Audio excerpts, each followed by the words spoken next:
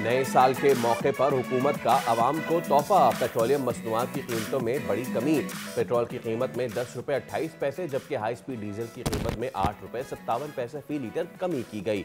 Petrol की नई कीमत 253 रुपये 17 पैसे और डीजल की नई कीमत 257 रुपये 8 पैसे फी लीटर हो गई। नोटिफिकेशन जारी। साल 2026 का सूरज पाकिस्तान में नई उमंगों, उम्मीदों और ख्वाबों के साथ तुलू हो गया। तल्ख और शीरी यादों से भरपूर 2025 माजी के झरोकों में दफन हो गया, जबकि नए साल का आगाज दुआओं, बारान रहमत और बेहतर मुस्तकबिल की उम्मीदों के साथ हुआ। सबसे पहले न्यूजीलैंड के अवाम ने खुश आमदीद कहा। स्काई टावर पर शानदार आतिशबाजी। जनूबी कोरिया में साल नौ के आगाज पर सदियों पुरानी रिवायत बरकरार, 33 बार घंटा बजाया गया। बीजिंग, हांगकांग, मनीला और सिंगापुर में भी साल नौ का शानदार इस्तकबाल, आतिशबाजी का मुजाहिरा।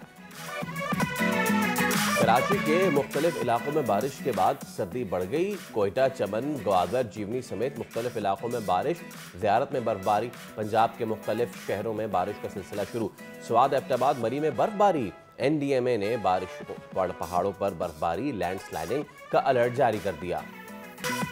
मौसम सरमा की छुट्टियां खत्म होने के बाद कराची समेत सिंध भर में सरकारी और निजी स्कूल खुल गए। तहम पहले दिन हाजिरी मामूल से कम रही। पहले रोज तलबा की हाजिरी मामूल से कम। आलमी मौसमियाती तब्दीली से बेखबर वजारत तालीम बदस्तूर दिहाइयों पुराने फॉर्मूले पर अमल पैरा। महकमा मौसमियात ने नए साल के पहले हफ्ते में सर्दी की शिद्दत बढ़ने और कराची में दर्जा हरारत सिंगल डिजिट तक गिरने की पेशगोई कर रही है।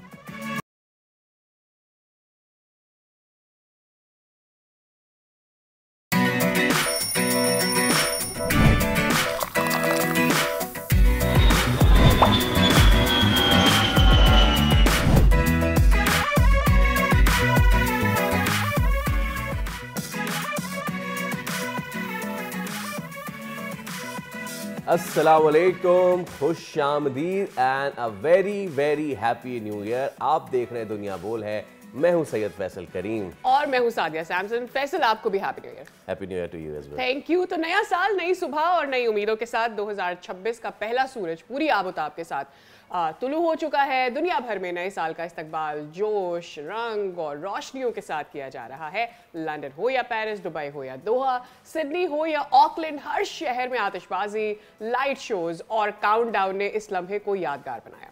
अब ये कल शाम से ही शुरू हो गया था सादिया, और ऑकलैंड न्यूजीलैंड में सबसे पहले साल नौ को वेलकम कहा गया। आसमान रोशनियों से जगमगाया। कहीं रिवायती अंदाज में नए साल को खुशामदीद कहा गया तो कहीं अमन, खुशहाली, तरक्की के साथ दुआओं का आगाज़ हुआ।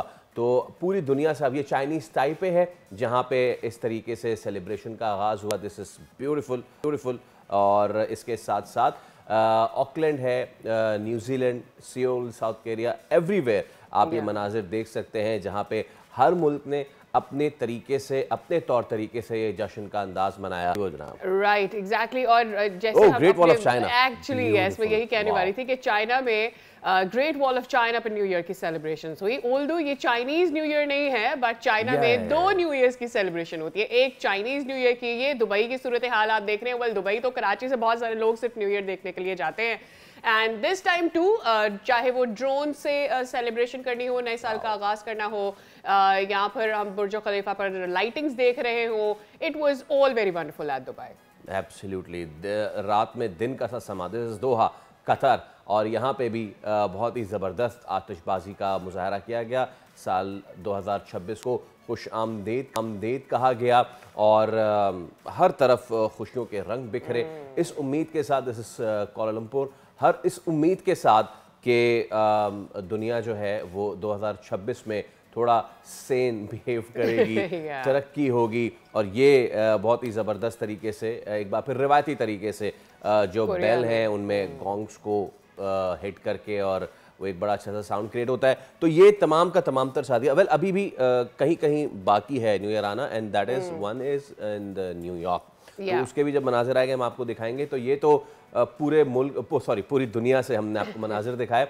अब ज़रा पूरी दुनिया से होते हुए आपको पाकिस्तान ले आते हैं जहाँ पे कल ज़बरदस्त साल का आगाज़ ऐसे हुआ कि वो लोग जो गए हुए थे ख़ास तौर पे नॉर्दर्न एरियाज, मरी में, भाई मरी में तो पहली बर्फबारी हुई साल की और उसको वेलकम किया। देयर यू गो, प्यारा पाकिस्तान एवरीवेयर। अच्छा, थोड़ा सा मैं देख रहा था, सिडनी हार्बर ब्रिज कैसे आ गया? हाँ एक्चुअली, लेकिन ये सक्खर है भाई। सक्खरा बाबा, सक्खरा।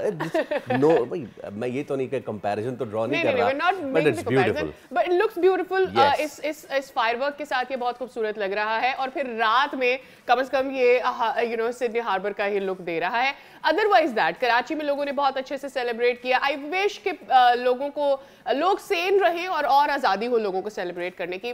कल क्या आपका कोई बैड एक्सपीरियंस तो नहीं रहा ओवरऑल? वरना हम आमतौर पर देखें हवाई फायरिंग और इस तरह की चीजें होने लगती है जिससे लोग परेशान होने लगते हैं। कल आमतौर पे नहीं था, कल खास तौर पे था। और मैं तो अब देखिए क्योंकि I am resident of Karachi Sharki, तो अगली बार अगर भारत को मिस एडवेंचर करे तो मैं तो कहता हूँ कि पाक फौज से पहले कराची शर्की गुलिस्तान जौहर के लोगों को आगे कर दें आप। फिर आप देखें उनकी हिम्मत नहीं होगी, इतना जदीद असलहा है पूरे दौर में। साल शुरू होने से पहले बताना हमने शुरू कर दिया था कि हम कितना एक्साइटेड हैं, और वो अगले 25 मिनट तक जो है वो इतना जखीरा है वहाँ पे, इतना जखीरा है असलहे का, सोचें तो ये नहीं होना चाहिए।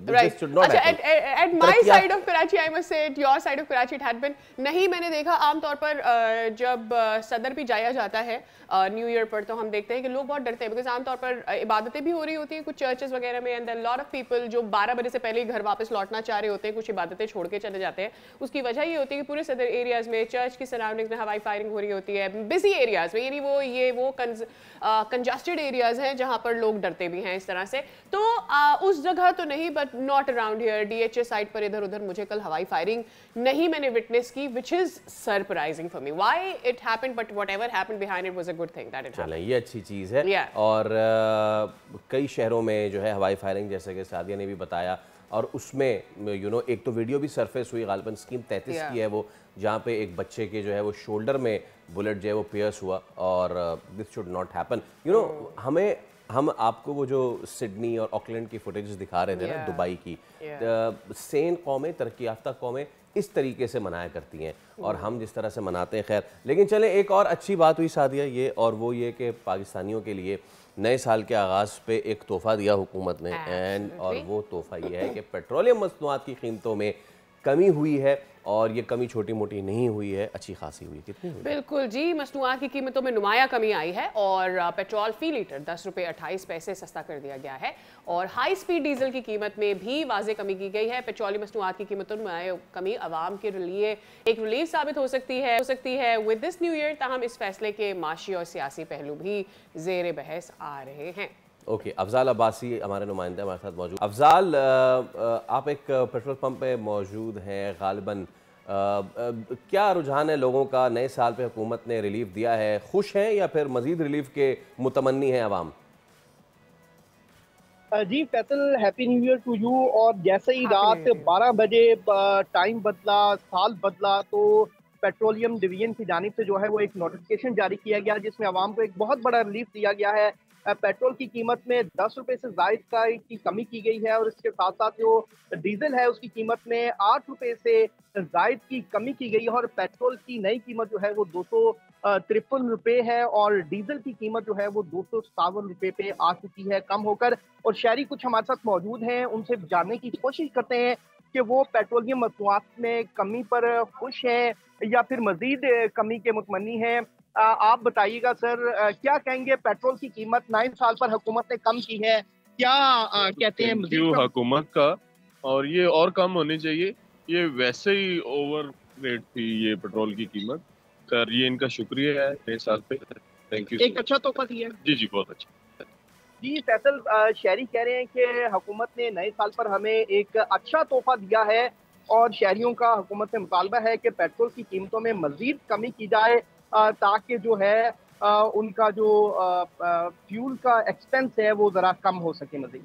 ठीक है अफजाल, बिल्कुल आवाम तो जाहिर सी बात है हमेशा कम से कम तर चाहेंगे।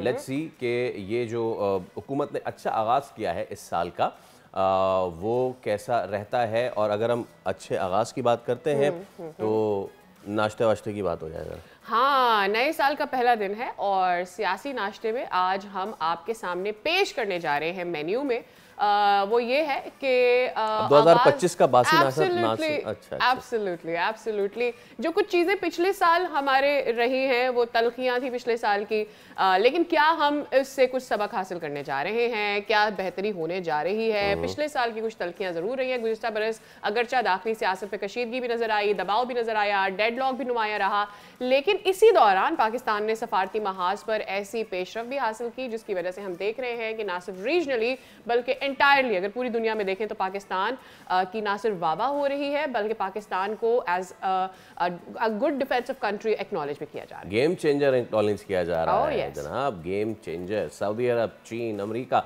और खलीजी ममालिक के साथ ताल्लुकात में बेहतरी ने यह पैगाम दिया है कि पाकिस्तान आलमी मंजरनामे पर दोबारा संजीदगी से सुना जा रहा है। खारजा पॉलिसी के महाज पर गुज़िश्ता बरस की कामयाबियां ये उम्मीद दिलाती हैं कि बदलते हुए आलमी हालात में पाकिस्तान अपने लिए बेहतर सिफारती और मुआशी स्पेस निकाल सकता है। बिल्कुल, बशर्त ये कि जो दाखिली इस्तेहकाम है बेहतर हुक्मरानी को तरजीह दी जाए और ख़ास तौर पर सियासी नाश्ते में हम इन्हीं नुकात पर आज बात करने जा रहे हैं कि 2026 क्या वाकई एक ब्रेक थ्रू का साल पाकिस्तान के लिए बन सकता है, because we did achieve a lot in 2025 but are we going to carry that forward, और जो गलतियां पाकिस्तान से 2026 में हुई हैं as a state are we going to make some betterment for that too. हमारे साथ अब्सा कोमल मौजूद हैं, सीनियर तज्जियाकार, बात करेंगे अब्सा से। Absa, a very good morning, happy new year. अब ये भी प्रिडिक्ट कर दें कि 2025 में सियासी कशीदगियाँ बढ़ी रही हैं, गिरफ्तारियां भी हुई हैं, डेडलॉक का तसलसल भी रहा है। व्हाट डू यू थिंक 2026 वाकई किसी सियासी ब्रेक थ्रू की तरफ लेकर जाएगा हमें, या पुरानी कहानी को हमने आगे बढ़ाना है? जी बहुत शुक्रिया। मेरी तरफ से आप दोनों को नए साल की बहुत बहुत मुबारकबाद हो, और आज नए साल में सबसे पहले आप लोगों से मेरी बात हो रही है तो बहुत अच्छा लग रहा है। यकीनन इस साल का जो पिछले साल का आगाज़ भी 2025 का मुज़ाकरात की बातों से हुआ था, और इसका इख्तिताम भी प्राइम मिनिस्टर की तरफ से मुज़ाकरात की एक मशरूत दावत और अपोजिशन की तरफ से भी अपने मुतालबात सामने रख कर मुज़ाकरात की ज़रूरत पर जोर दिया जा रहा है। लेकिन एक बात मुख्तलिफ ज़रूर है कि अपोजिशन की तरफ से सारे मामले को महमूद खान अचकज़ई साहब जैसे एक सीनियर पाकिस्तान के जो है वो लीड कर रहे हैं। ये तमाम चीज़ इस बात पर मुनहसर होगी कि दोनों साइड्स क्या टोन डाउन करेंगी, एक एक कदम पीछे हटेंगे या नहीं। पीटीआई की तरफ से एक तरफ मुज़ाकरात की बात भी है, बल्कि उनके सीएम खैबर पख्तूनख्वा ने मरीम नवाज़ वाली वो लाइन भी दोहराई थी कि जब मुज़ाहमत होगी तो मुफाहमत होगी। इस सिलसिले में उन्होंने लाहौर का, पंजाब का रुख भी किया, आगे वो सिंध का दौरा करने के हवाले से भी बात कर रहे हैं, जिससे ये नज़र आता है कि पीटीआई के वर्कर्स को मोबिलाइज़ करने की कोशिश कर रहे हैं कि अगर मुज़ाकरात और बातचीत के हवाले से कोई रास्ता नहीं निकलता या उसमें से कोई नतीजा नहीं निकलता तो दूसरी तरफ स्ट्रीट मूवमेंट के लिए भी वो तैयार हों। लेकिन क्या वाकई पीटीआई इस पोजीशन में है, ये कहना अभी कबल अज़ वक्त होगा। लेकिन साल इस तमाम मामले का इन्हिसार इसी बात पर होगा कि क्या दोनों तरफ से एक एक कदम पीछे हट के सारे मामले का कुछ सियासी हल निकाला जाता है या नहीं। अच्छा अब्सा, गुज़िश्ता जो साल है वो सज़ाओं, मुकदमात, अदालती कार्रवाइयों ने जो है वो उसको किस हद तक यू थिंक के यरगमाल बनाए रखा है? 2026 में ये विशिष्ट सर्कल है, इससे निकलने का कोई रास्ता नज़र आता है आपको? देखिए, हुकूमत की ये तरजीह होनी चाहिए कि मुल्क में सियासी इस्तेहकाम हो, क्योंकि अभी बहुत सारी चीज़ें जिसको वो अपनी अचीवमेंट के तौर पे बयान करते हैं, और उसमें अगर हम सिफारती ताल्लुकात की, पाकिस्तान की जो ग्लोबली पोजीशन इस वक्त बहुत बेहतर हुई है उसकी बात करें तो इस हद तक बहुत दुरुस्त भी है।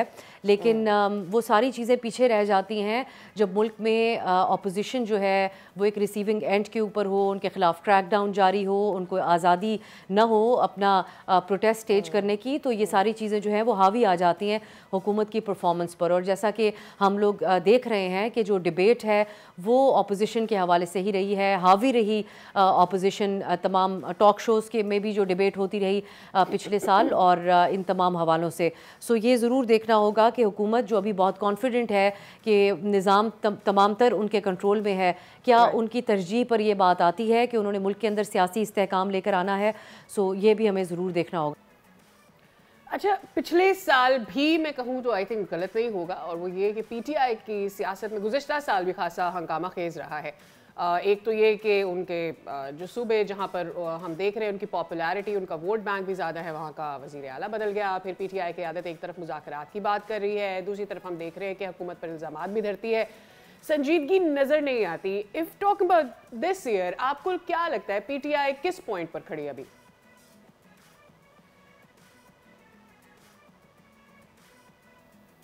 जी, ये एक रियलाइजेशन तो नज़र आती है पीटीआई में कि उनकी एक पॉलिसी ऐसी होनी चाहिए जिसमें एक यूनिटी नज़र आए, क्योंकि पीटीआई के लिए एक बहुत बड़ा चैलेंज उनके अपने सपोर्टर्स हैं, उनका सोशल मीडिया है। पार्टी के जो चेयरमैन है बैरिस्टर गौहर साहब, उनका जो साल के आखिर में बयान आया है, क्योंकि वो अमूमी तौर पे एक बड़ी उम्मीद की बात करते हैं, ऑप्टिमिस्टिक शख्सियत हैं, लेकिन वो हमें बहुत नाउम्मीद नज़र आए हैं। और जिसमें वो ये कह रहे थे कि उनको लगता है कि अगला साल भी उनके लिए सज़ाओं और नाअहलियों का साल ही होगा। लेकिन पीटीआई के लोगों से जब हम बात करें तो ज़रूर इस बात का इदराक उनमें नज़र आता है कि हमारी एक जो है वो ऐसी पॉलिसी होनी चाहिए जिसमें एक यूनिटी हो, एक बात कह दी जाए तो उसके ऊपर अमल दरामद किया जाए। लेकिन हमें बहुत बिखरी हुई पार्टी नज़र आई है। इस हवाले से ख़ुद पार्टी की जो क़यादत है वो बड़ी मुश्किल नज़र आती है। ऐसा लगता है कि एक तरह से अपने सपोर्टर्स और कारकुनान के हाथों में वो भी मजबूर हैं। सो ये जिस बात का आपने भी जिक्र किया, वो हमें ओपनली तो रियलाइजेशन इसका इजहार करते हुए वो नज़र नहीं आते हैं, लेकिन इंटरनली ज़रूर ये रियलाइजेशन है। ऐसा हमें देखना होगा कि अगर इमरान खान साहब से पार्टी की एक्सेस होती है, उनकी मुलाकात होती है, तो क्या उनकी जमात ये मामला उनके सामने लेकर जाएगी और इस बारे में कोई एक वाज़ेह पॉलिसी पीटीआई की हमें नज़र आएगी या नहीं। क्योंकि देखिए, जितना क्लियरली ये बात कही गई थी कि महमूद खान अचकज़ई साहब के पास तमाम इख्तियार है कि मुफाहमत करनी है या मुज़ाहमत करनी है, लेकिन फिर भी हमें इमरान खान साहब की फ़ैमिली एक मुख्तलिफ बयान देती हुई नज़र आई मुज़ाकरात के हवाले से। और बाद में अचकज़ई साहब को अलीमा खान साहिबा को कायल करना पड़ा कि अगर आप अपने भाई की रिहाई चाहती हैं तो उसके लिए हमें मुज़ाकरात करने होंगे। सो लेट्स सी अगले साल पीटीआई अपने ही हलकों के अंदर कोई यूनिटी लेकर आ सकती है, एतमाद में ले सकती है अपने कारकुनान को कि जो भी क़यादत यहाँ पर बैठी है वो पार्टी के हक़ में, इमरान खान की रिहाई के हक़ में फ़ैसले कर रही है, या इसी तरह का हमें ट्रस्ट डेफिसिट नज़र आता है पीटीआई में। अच्छा Afsa, let's talk about the economics as well now ना। महंगाई, आईएमएफ की शराइत के नतीजे में जो टैक्सेस लगे, मईशत पर दबाव, इस दौरान क्या समझती हैं कि हुकूमत 2026 में आवाम को डिलीवर कर पाएगी? देखिए, हुकूमत का दावा है कि वो मईशत में इस्तेहकाम लेकर आए, लेकिन पाकिस्तानी मईशत टेक ऑफ से अभी भी बहुत दूर है।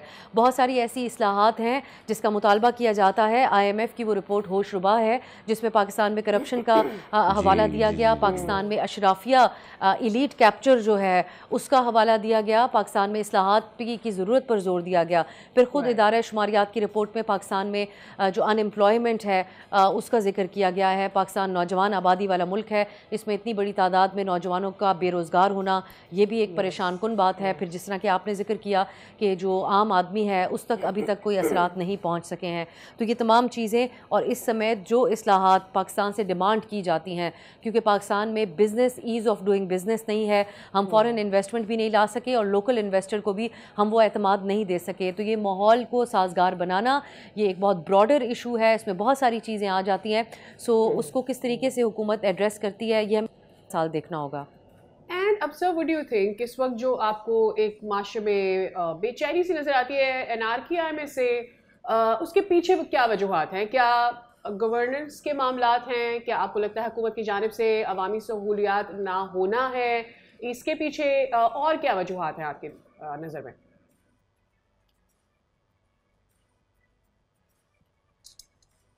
जी, यकीनन ये मुआशी हवाले जो हैं वो सबसे ज़्यादा मेजर फैक्टर होते हैं।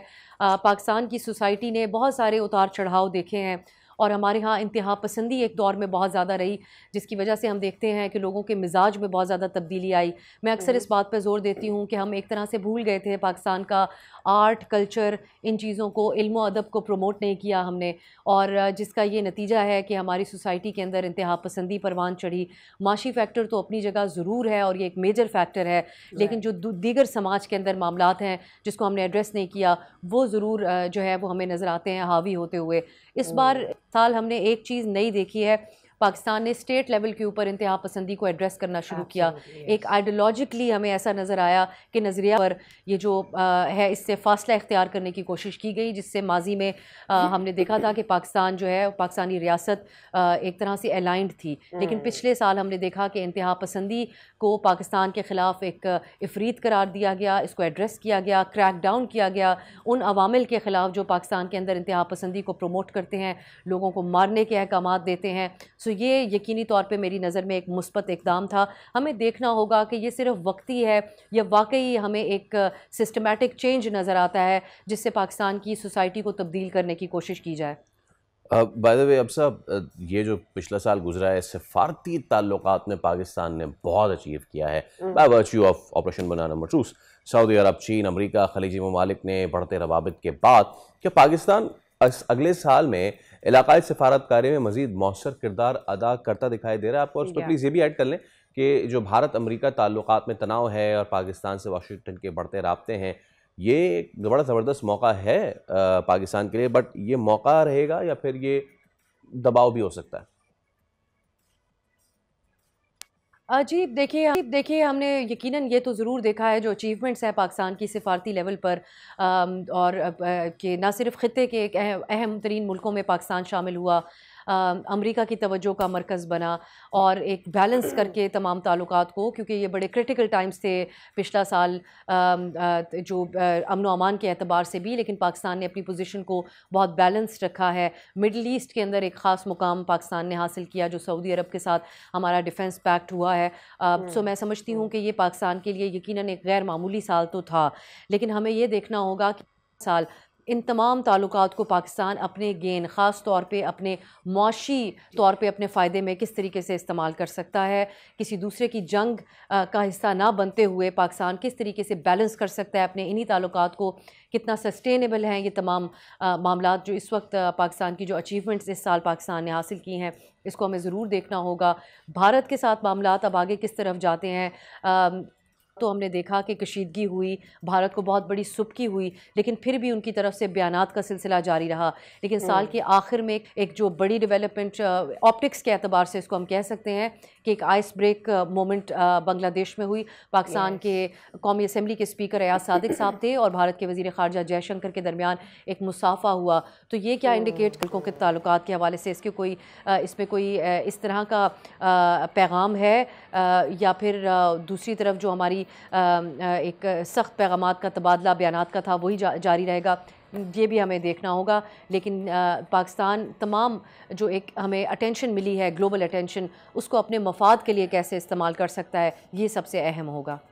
ठीक है Afsa, thank you so very much for your time and I really hope, आप भी होप करें, हम भी यही होप कर रहे हैं कि अगला साल जो है वो पाकिस्तान के लिए बहुत अच्छा हो। जो चीज़ें हमें सीखने की थी हम वो शायद अचीव कर पाएँ। मेरे जहन में फैसला एक चीज़ आती है कि मे बी एजुकेशन, हमारे यहाँ यंगस्टर्स की एक बड़ी तादाद है, job opportunities for them, population, climate change, ये वो 4 चीज़ें हैं जिस पे मुझे लगता है कि पाकिस्तान को फोकस करना चाहिए। What is your opinion about it? हाँ बिल्कुल, और इसमें जो अफसर ने सबसे अहम बात की वो ये बात की कि किसी और की जंग का हिस्सा ना बनते हुए हम कैसे आगे बढ़ें। और एक और सबसे अहम बात जो कि साल का पूरा रिकैप रहा है, और वो रिकैप यही है कि हाथ ना मिलाने से लेके हाथ मिलाने तक का सफ़र जो है वो फाइनली तय हो गया। और ढाका में जयशंकर खुद आगे बढ़ के और उन्होंने मुसाफा किया स्पीकर कौमी असम्बली अयाज सादिक से। तो that was well, let's see if that can turn something good. Even if it doesn't turn out to be something in the longer run, we can hope for it though. लेकिन मुझे एक चीज़ अच्छी लगती है कि कम से कम it did exactly, ये वो लम्हा है जब ढाका में स्पीकर अयाज सादिक से मुलाकात की और मुलाकात करके जयशंकर ने मुसाफा भी किया। वी हैव सीन जहाँ पर कम्प्लीटली अवॉइड किया गया था। आपको याद होगा बिलावल भुट्टो के साथ स्टेज पर जब बिलावल भुट्टो जरदारी पहुँचे थे तो मुसाफा करने की नौबत नहीं आने दी थी जयशंकर ने, and that was probably because उस वक्त कॉन्फिडेंस नहीं था, एरोगेंस मेरे ख्याल में एक बड़ी चीज़ थी। आई थिंक बुनियाद मरसूस ने एक चीज़ जो बहुत अच्छी की है वो ये कि एरोगेंस ब्रेक कर दिया भारत। इस पर हम ब्रेक के बाद मजीद बात करेंगे, स्टे विद अस।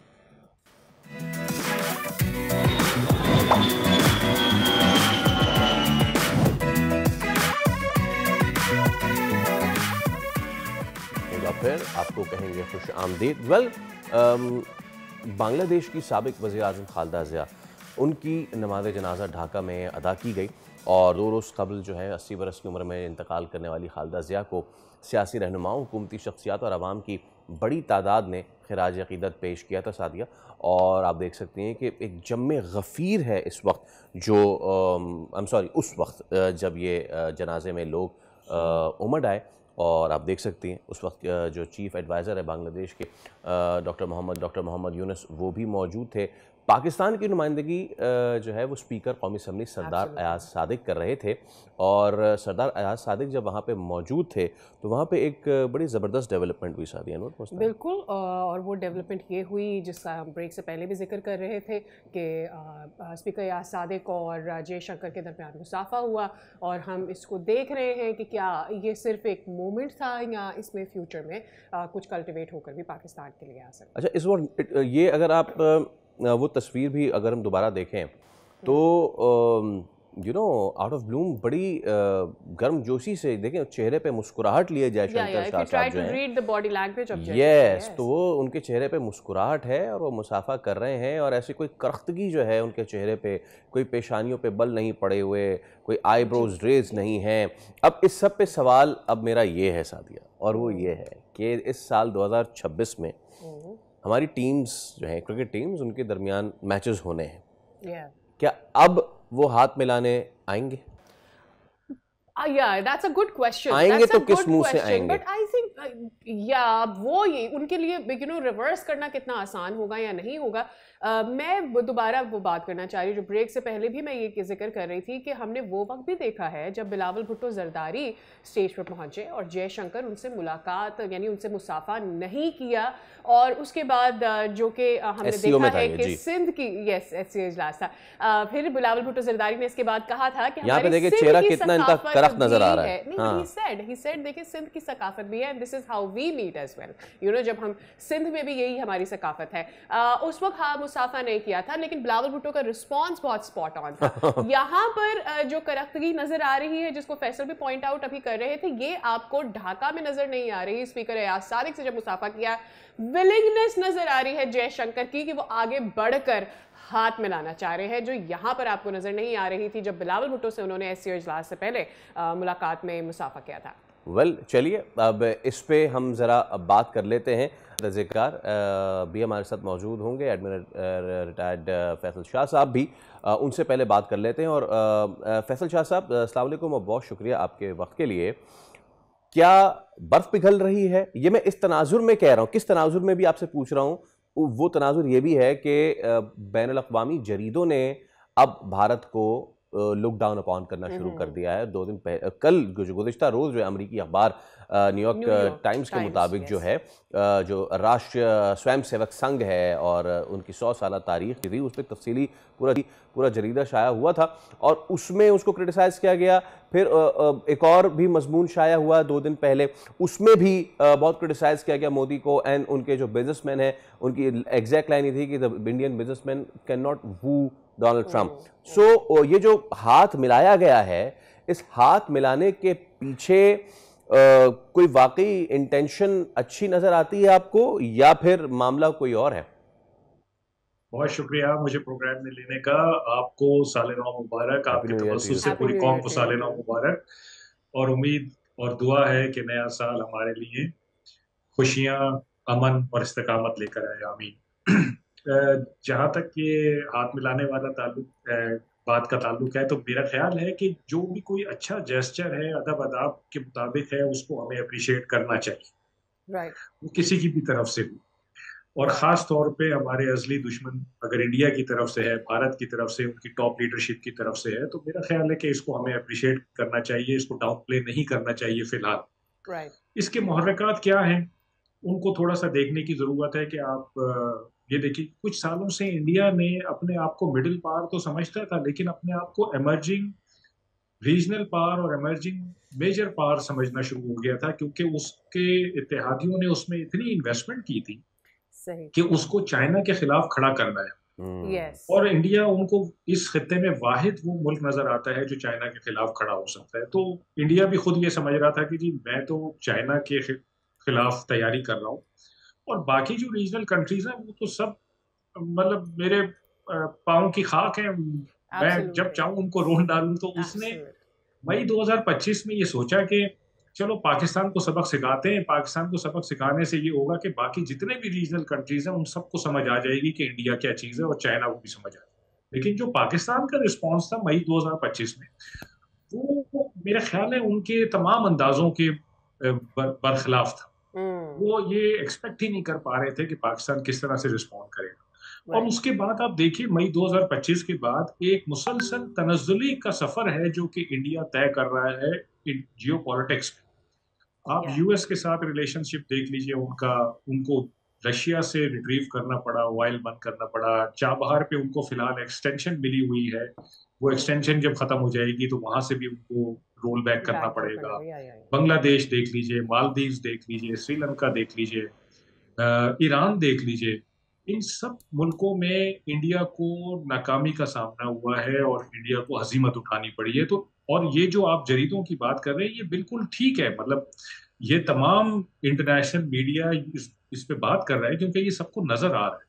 अब इंडियन लीडरशिप अपने लोगों को कोई भी भंजन बेचती रहे कि जी हम बड़े कामयाबी से आगे जा रहे हैं, हम मेजर पावर बन रहे हैं हम, लेकिन जो दुनिया आपको जिस नजर से देखती है असल में आपकी वो वैल्यू होती है। तो दुनिया उनको ये बता रही है कि आप नीचे जाते जा रहे हैं। तो मैं समझता हूं कि शायद इंडियन लीडरशिप में ये अब इदराक होना शुरू हो गया है कि हमें सिचुएशन को ठीक करने की जरूरत है, और जो हमारा एटीट्यूड रहा है उससे हमारा काम नहीं चल रहा है। तो हमें अब थोड़ा सा डिप्लोमेसी को भी चांस देना है, हमें थोड़ा सा नरम होने की जरूरत है, और जो हमारा हार्ड स्टांस है हिंदुत्व का थोड़ा सा उससे हटने की जरूरत है। मैं ये उम्मीद कर रहा हूँ, मैं ये उम्मीद कर रहा हूँ, लेकिन आने वाले दिनों में देखेंगे क्या होता है। Right, we are hopeful because we are positive people. हम कभी भी बिला वजह भारत के साथ छेड़खानी करना भी नहीं चाहेंगे। उनका राइट टू एग्जिस्ट को हम एक्सेप्ट भी करते हैं। लेकिन मामला कुछ इस तरह से, आपने शुरू में कहा कि इसको हमें डाउन प्ले नहीं करना चाहिए, लेकिन क्या हम किसी भी लेवल पर जाकर can we trust India, can we see कि ठीक है अगर बर्फ पिघल रही है तो हमें उसे पॉजिटिविटी के साथ भी देखना चाहिए। बिकॉज हमने ये देखा है since ever India has never stopped trying to drain Pakistan, financially हो, otherwise politically हो, they try to intervene somehow. देखिए मई 2025 के बाद एक पाकिस्तान की बहुत बड़ी, जिसमें हम नॉर्मली बात नहीं कर रहे हैं, वो अचीवमेंट ये है कि मई 2025 से पहले एक हवा था कि पाकिस्तान और इंडिया के बीच में कन्वेंशनल डिस्पेरिटी है, यानी जो कन्वेंशनल वॉरफेयर है उसमें दोनों की काबिलियत में बड़ा फर्क है, और इस वजह से इंडिया किसी भी वक्त पाकिस्तान पे हमला कर सकता है। पाकिस्तान ने इस हवा को हवा कर दिया, वो हवा पाकिस्तान ने खत्म कर दिया है। वो जो कन्वेंशनल डिस्पेरिटी का एक मिसकॉन्सेप्शन था जिसपे शायद हम खुद भी बिलीव करते थे, इंडिया भी बिलीव करता था, पूरी दुनिया बिलीव करती थी, वो पाकिस्तान ने मिटा दिया। अब इंडिया के लिए ये आसान नहीं रहा है कि वो जब चाहे जहां चाहे पाकिस्तान पे अटैक करे। वो कभी सिर क्रीक का नाम लेते हैं, कभी वो LOC का नाम लेते हैं, कभी वो इंटरनेशनल बॉर्डर का नाम लेते हैं, लेकिन कर वो कुछ नहीं सकते क्योंकि उनको ये पता है कि पाकिस्तान की तरफ से जो रिस्पॉन्स आना है वो शायद अब मई से भी ज्यादा स्ट्रॉन्ग आना है। अच्छा, इंडिया इस स्टेट को रीइंस्टेट करने की पूरी कोशिश करेगा, वो तैयारी अपनी करेगा। तो पाकिस्तान भी हाथ बांध के नहीं बैठा हुआ है। आज हम जहां हैं कल हम वहां नहीं होंगे, हम वहां से काफी आगे जा चुके होंगे। हमें इस चीज का इदराक है कि हमें अपनी टेरिटोरियल इंटेग्रिटी और अपनी सॉवरेनिटी को दिफा करना है हर तरह से। ओके। अच्छा, बिल्कुल। तो इंडिया, मेरा ये ख्याल है कि अब देखें, अभी जो पिछले दिनों एक उनके दिल्ली में धमाका हुआ, जी, तो हम सब एक्सपेक्ट कर रहे थे कि इंडिया की फौरन उंगलियां हमारी तरफ उठ जाएंगी। हालांकि मीडिया ने उनके कुछ शोर मचाना शुरू भी किया, लेकिन पॉलिटिकल लीडरशिप ने कुछ ऐसा काम किया। हालांकि पहले वो ऐसे करते थे कि पिछले 10 मिनट के अंदर, 15 मिनट के अंदर पाकिस्तान पे इल्जाम लगाना। ऑस्ट्रेलिया वाला भी इल्जाम इधर ही लगा दिया था, बाद में खुद जी ऑस्ट्रेलिया वाला भी इनकी मीडिया ने लगा दिया, लेकिन फिर इंडियन लीडरशिप ने कहा कि नहीं, ये पाकिस्तानी नहीं है, ये इंडियन जी। अब कुछ जो है ना सैनिटी और सेंस आ रहा है उनकी पॉलिटिकल हैंडलिंग में। तो देखते हैं आगे, अल्लाह करे कि ये साल बेहतर हो। देखें, मसला ये है कि इंडिया पाकिस्तान नेबर्स हैं, ज्योग्राफिकल नेबर्स हैं, और हमने कयामत तक साथ रहना है। तो हम इस तरह नहीं रह सकते जिस तरह से हम अभी चल रहे हैं। ये तो अगलों को समझ में आनी चाहिए ना फैसल साहब, क्योंकि प्रॉब्लम ये है कि कोई भी हल्का सा ठोस ढिबरी हो जाता है वो फौरन आंख बंद करके पाकिस्तान पे इल्ज़ाम, हालांकि वो अपनी अब जो मूवीज बना रहे हैं उसमें बाबागे दोहल इस बात का इतराफ कर रहे हैं कि हाँ जी वो बलूचिस्तान में उनकी प्रेजेंस है, कराची में उनकी प्रेजेंस है, हर जगह उनकी प्रेजेंस है। तो माय क्वेश्चन इज कि भारत ने एक पूरा केस बनाया था फैसल साहब, और उसमें they dragged Pakistan into the fat of grey list and everything, and then Pakistan अपनी काविशों से उससे निकल आया, जिसके बाद उनको उनकी बहुत चीखें सुनने में आ रही हैं। Yes we are neighbours, but tit for tat वाली बात भी तो होनी चाहिए ना। अब ये जो आरएसएस के खिलाफ चीजें सामने आती हैं, ये तो अब सामने आ रही है, इससे पहले कनाडा में, अमेरिका में वहां के रेजिडेंट्स का कत्ल भारत का करवाना and all that. This is a very strong case for our hawks to develop a case कि जी दहशतगर्दी पे पाबंदी लगती है ना, तो अब लगाए ना इधर जरा पाबंदी। फंड कर रहे हैं ना, टेरर फंड कर रहा है वो खुद दे रहा है सबूत, तो कर रहे हैं अब। ये बिल्कुल आप स्पॉट ऑन है, बिल्कुल आपने सही बात की है। और अगर आप ये देखें कि 22 अप्रैल से लेके 6-7 मई तक इंडिया को इस दफा वो डिप्लोमेटिक सक्सेस नहीं हुआ, वो डिप्लोमेटिक सपोर्ट नहीं मिली जो उसको 2019 में मिल गई थी बहुत कम दिनों में, और 2016 में मिल गई।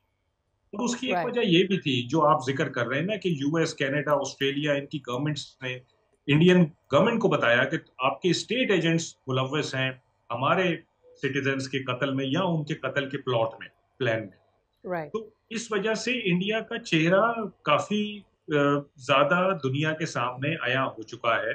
और आपकी बात सही है कि पाकिस्तान का केस स्ट्रांग हो गया है, लेकिन एक और बात आपको याद रखनी चाहिए कि देखें, पाकिस्तान को इंडिया की शूज में नहीं खेलना चाहिए, उसको फॉलो नहीं करना चाहिए। हमें जो अभी मई के बाद एक एसेंडेंसी मिली है, एक हमें उरूज मिला है जियोपॉलिटिक्स में, वो क्यों मिला है? वो इसलिए मिला है कि पाकिस्तान ने मई 2025 का वाकया बड़ा मैच्योरिटी से हैंडल किया, जबकि इंडिया ने बहुत इमेच्योरिटी से हैंडल किया। तो हमें इस मैच्योरिटी का ये क्रेडिट मिल रहा है कि सारी दुनिया इस वक्त हमारी बात सुन रही है और हमसे मशवरे ले रही है। तो हमें इस मैच्योरिटी लेवल को कंटिन्यू करना चाहिए, हमें अपना केस जरूर बिल्ड करना चाहिए। लेकिन वो जो इंडियन टिट फॉर टैट आप बात कर रहे हैं कि बगैर सबूत के, बगैर किसी चीज के आपके ऊपर इल्जाम लगा देना और फिर एक एग्रेशन कर देना, पाकिस्तान का ये शेवा नहीं रहा है और ना मेरा ख्याल है कि रहना होना चाहिए। ओके, जियो स्ट्रेटेजिकली स्पीकिंग पाकिस्तान क्या लुक फॉरवर्ड कर रहा है इन 2026? लेट्स स्पीक, हमने बहुत कुछ अचीव किया है लास्ट ईयर, बट आप वाली बात में कंटिन्यू करूंगी कि हमें मेंटेन करने की भी ज़रूरत है। वी आर अ नेशन जिसने कंसिस्टेंटली टेररिज्म से फाइट किया है। आज हम वहाँ पर खड़े हैं जब एक्सट्रीमिज्म को ना कह रहे हैं, पॉलिटिकली भी ना कह रहे हैं, अदरवाइज भी इदारों के हिसाब से भी अगर हम देखते हैं, बात करते हैं, हम क्लियर हैं इस बारे में, हमारा विजन बहुत क्लियर है कि हम पाकिस्तान में किसी भी किस्म की दहशतगर्दी हो हम उसको अफोर्ड नहीं कर सकते। बट जियो स्ट्रेटेजिकली हम क्या सोच रहे हैं? हम अफगानिस्तान के साथ अपने ताल्लुकात कैसे देखें, चाइना के साथ कैसे देखें, अरब कंट्रीज के साथ हम क्या करने जा रहे हैं? देखिए, बिलअमूम तौर पर तो पाकिस्तान इस वक्त जियो पॉलिटिक्स में बहुत अच्छा परफॉर्म कर रहा है।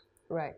डिप्लोमेटिकली आप देखिए कि जो अरब कंट्रीज हैं, गल्फ कंट्रीज हैं हमारे, उन सब के साथ बहुत अच्छे ताल्लुकात हैं। ईरान के साथ हमारे बहुत अच्छे ताल्लुकात हैं। बांग्लादेश के साथ आप देखिए कितने इम्प्रूव हुए हैं। श्रीलंका, मालदीव्स के साथ हमारे कितने अच्छे ताल्लुकात हैं। अमेरिका के साथ आप देखिए अच्छे हैं। यूरोप के साथ हमारे अच्छे ताल्लुकात अच्छे जा रहे हैं। चाइना हमारा स्ट्रेटेजिक पार्टनर है हमेशा का और हमेशा रहेगा। वो एक कांस्टेंट फैक्टर है हमारी डिप्लोमेसी में और हमारी जियो पॉलिटिकल थिंकिंग में। वो हमारा कांस्टेंट फैक्टर है, उसको कोई नहीं हिला सकता। राइट। सिर्फ दो ममालिक ऐसे हैं जिनके साथ हमें प्रॉब्लम है, वो अफगानिस्तान और इंडिया है, और दोनों अनफॉर्चुनेटली हमारे नेबर्स हैं, एक ईस्ट पर और एक वेस्ट पर है। हमारी ख्वाहिश है कि हम उनके साथ अच्छे ताल्लुकात रखें क्योंकि हम नेबर्स हैं, हमने हमेशा इकट्ठे रहना है। लेकिन अगर उनको ये बात समझ नहीं आ रही है बातों से, तो फिर वो कहते हैं ना कि लातों के भूत बांधते, तो फिर हमने करके भी दिखाया है कि हमारे पास लात भी मौजूद है। वो जब होगा जरूरत हम उसको भी यूज करेंगे। आई होप फैसल साहब के आई होप कि उसकी जरूरत ना पड़े। 2026 में सैनिटी प्रिवेल करे। बहुत कुछ झेल लिया है इस खित्ते ने भी, और भारत को ये समझने की, खासतौर पर अफगानिस्तान को ये समझने की जरूरत है। अब कंटेम्प्रेरी वर्ल्ड में मुल्क नहीं, खित्ते तरक्की करते हैं। बहुत शुक्रिया फैसल साहब, it was a pleasure have show जनाब। तो अब हम एक ब्रेक ले रहे हैं, ब्रेक के बाद हाजिर होंगे तो कुछ आपको बताएंगे कि कहाँ कहाँ बर्फबारी हो रही है। See you after the break. New year की बर्फबारी।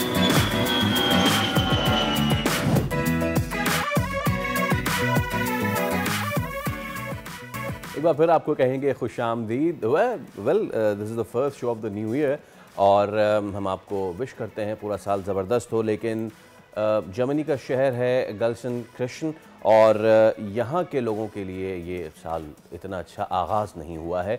वो ऐसे कि यहाँ पे हुई है एक मनी हाइस्ट से आपको बेलाशाओ स्पेन याद आता है, लेकिन ये हो गया काम जर्मनी में। पुलिस के मुताबिक जो वारदात हुई है वो पूरी मंसूबाबंदी के साथ ये हुई है और इससे आपको ओशंस 11 भी याद आ जाएगी। पूरा एक ड्रिल किया गया, दे युगो एक ड्रिल किया गया पूरा और उसके बाद अंदर घुसा गए।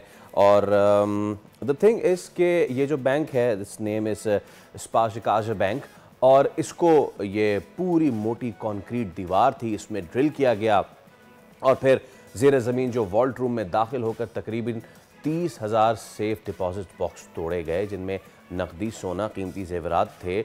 इसका तखमीना अगर मैं आपको बताऊं तो वाकई हैप्पी न्यू ईयर हो जाएगा बहुत से लोगों का।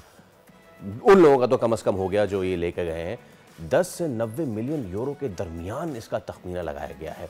अब पुलिस के मुताबिक मुल्ज़िमान ने पेश की मनसूबाबंदी की, महारत की, मालूमात की और उन्होंने जो टाइम इस्तेमाल किया that was the quite period of Christmas time. इस दौरान उन्होंने ये वारदात की और इसके दौरान सिक्योरिटी कैमरों में एक कार में जो है वो RS6 जो है नकाबपोश अफराद जो है ये ब्लैक ऑडी थी, उसमें इनको देखा गया।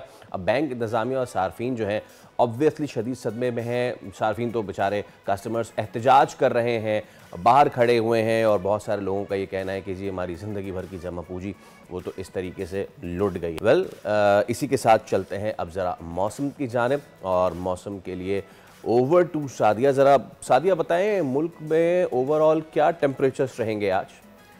Thank you so very much Faisal. Weather की क्या सिचुएशन है ये तो मैं बताऊंगी, लेकिन इससे पहले जो आप स्टोरी बता रहे थे उसने जर्मनी का मेरे ख्याल में वेदर ज़रूर गर्म कर दिया होगा और द स्टोरी सच ऐसे लग रहा है जैसे इसके ऊपर तो नेटफ्लिक्स की पूरी सीरीज़ बन सकती है। वेल वहाँ का टेम्परेचर जो भी हो, पाकिस्तान का टेम्परेचर क्या है ये मैं आपके साथ शेयर करने जा रही हूँ। साले 9 की पहली बर्फबारी हमने मरी में भी देखी, सुआत की निमालम जब्बा में भी देखी, सम अदर नॉर्दर्न एरियाज पहाड़ी इलाकों में भी कल बर्फबारी रही है। तो ऐसे में वहाँ पर तो ऑब्वियसली वेदर चेंज हुआ ही है।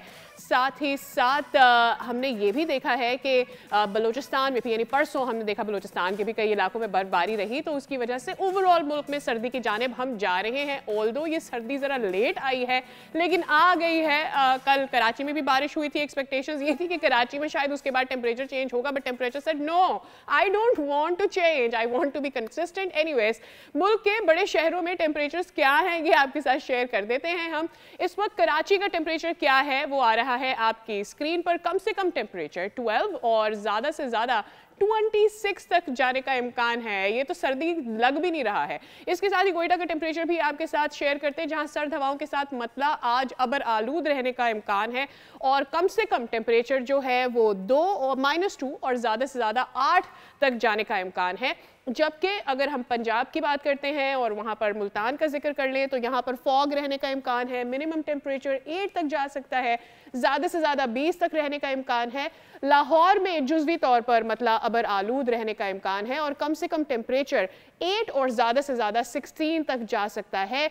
और वफाकी दारुल हुकूमत का टेम्परेचर भी आपके साथ शेयर करते हैं जहाँ पर मतलब अबर आलूद रहेगा, कम से कम दर्जा हरारत 6 और ज़्यादा से ज़्यादा 15 डिग्री को छू सकता है।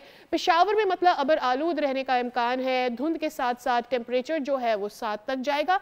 मिनिमम टेम्परेचर 7 बट मैक्सिमम 19 को हिट कर सकता है।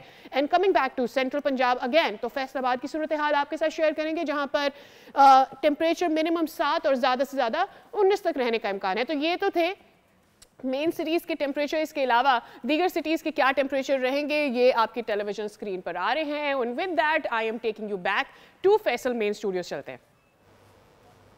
वेल आपने तो जल्दी जल्दी दर्जा हरारत बता दिए, तो मैं थोड़ा सा पेस स्लो करूंगा और स्वात आपको लेके चलूंगा। भाई साले 9 के मौके पे लोग पहुंचे हैं सयाहती मकामात कहाँ कहाँ, जनाब कालाम और कालाम से पीछे मालम जब्बा, यहाँ पे बर्फ़बारी देखने पहुंचे हैं और न सिर्फ बर्फबारी बल्कि यहाँ पे लोग बहुत सारे जिपलाइन करते हैं, स्कीइंग करते हैं, लेकिन कुछ मुश्किलात भी हैं। अब मुश्किलात तो देखिए आती ही हैं, सब पे बात कर लेते हैं। हमारे नुमाइंदा हमारे साथ मौजूद है सैयद अनवर शाह। अनवर शाह, मनाजिर तो बड़े खूबसूरत हैं, कुछ आप भी अपने अल्फाज में बताइए। जी बिल्कुल, मैं तो मौजूद हूँ बहरैन कालाम रोड में, जहाँ पर आप देख सकते हैं कि वहाँ पर बर्फबारी जो है वो हुई है। रात गई तक बर्फबारी का सिलसिला जारी रहा, ताहम अब बर्फबारी और बारिश का सिलसिला जो है वो थम चुका है, लेकिन बर्फबारी की वजह से मकामी लोगों को काफ़ी मुश्किलात का सामना है। यहाँ पर जितने भी पहाड़ी इलाके हैं उनमें जितने भी मकीन रहते हैं, लिंक्स रोड बंद होने की वजह से उनको गर्म के ज़राए जो है वो इस्तेमाल करने में काफ़ी मुश्किलात का सामना है। इसके अलावा मदियन, बहरैन और कालाम में जितनी भी होटल्स हैं वो तकरीबन तमाम के तमाम सयाहों से भर चुके हैं। मकामी सयाहों के अलावा गैर मकामी सयाहों की एक बड़ी तादाद भी जो है वो बर्फबारी देखने के लिए इन इलाकों का रुख कर रही है। महकमा मौसमियात का कहना है कि बारिश और बर्फबारी का ये सिलसिला आइंदा 24 घंटों तक जारी रहने का इम्कान है। ठीक है जनाब, बर्फबारी से माहौल हो गया खूबसूरत, सयाह फील कर रहे हैं, बहुत ही ब्लेस्ड के जब वो वहाँ पहुँचे तो बर्फबारी हो गई, क्योंकि मेरे ख्याल में पूरा साल बहुत सारे टूरिस्ट ये वेट कर रहे होते हैं कि जब स्नोइंग हो, जब वो अगर कहीं ट्रैवल कर रहे हो और स्नोइंग हो तो ये फिर ब्लेसिंग होती है उनके लिए। लेकिन ये जो जिस रोड पे खड़े थे वो पिछले 8 साल से बन रही है, ये भी मैं बता दूं आपको, बहरैन कालाम रोड। तो आई होप के ये चीज़ बन सके। वेल, अब आज 1 जनवरी है और ऐसे में जब एवरीवन रात में सब सेलिब्रेट करके सोए हैं, बच्चे नहीं सोए हैं, बच्चे उठ के स्कूल चले गए हैं। मौसम सरमा की छुट्टियां खत्म हो गई हैं और मौसम सरमा अभी आया है, और मौसम सरमा अभी थोड़ा थोड़ा आ रहा है और छुट्टियां ये खत्म भी हो गई हैं। ऐसे ही था जबकि गर्मियों की छुट्टियां खत्म हो गई थी और मौसम गर्मा शिद्दत इख्तियार कर गया था, बिकॉज पूरा मॉनसून तो जून जुलाई में रहा एंड व्हेन अगस्त का अर्ली भी हम फर्स्ट 2 वीक्स में हमने यही देखा कि बारिशें होती रही और बच्चे उसी बारिशों में स्कूल जाते रहे और फिर गर्मी बढ़ गई and this is what happens with winter. अब सर्दियां आई हैं लेकिन अब बच्चों ने टोपियां पहनकर डबल स्वेटर्स पहन के जाना है चलें स्कूल। एक ब्रेक लेने, फौरन हाजिर होते हैं दोबारा। Stay with us.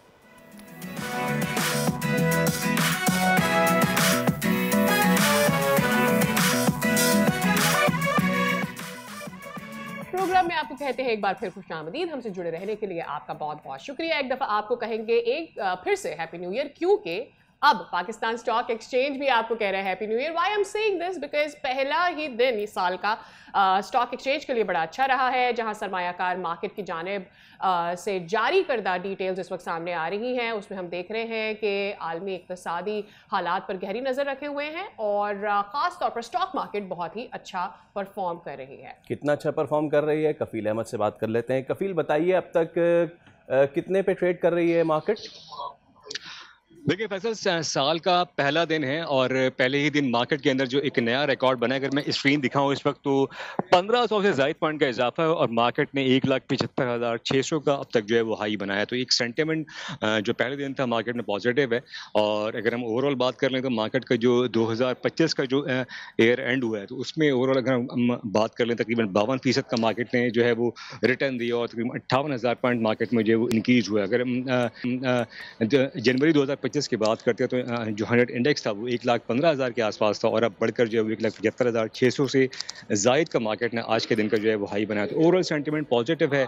गुज़िश्ता साल पे अगर हम नज़र डालते हैं तो तकरीबन कोई ऑयल एंड गैस सेक्टर है, कमर्शियल बैंक्स में खासा अच्छा जो है वो परफॉर्म हुआ, ऑटो सेक्टर है और सीमेंट सेक्टर है। ये वो सेक्टर है जो खासे जो है वो एक्टिव रहे मार्केट के अंदर।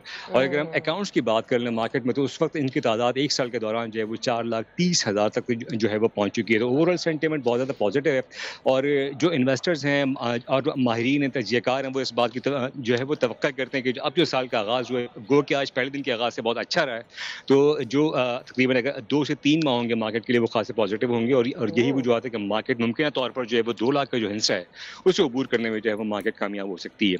जी ठीक है कफील, आप अपडेट कर रहे थे, हमें बेहद शुक्रिया आपका।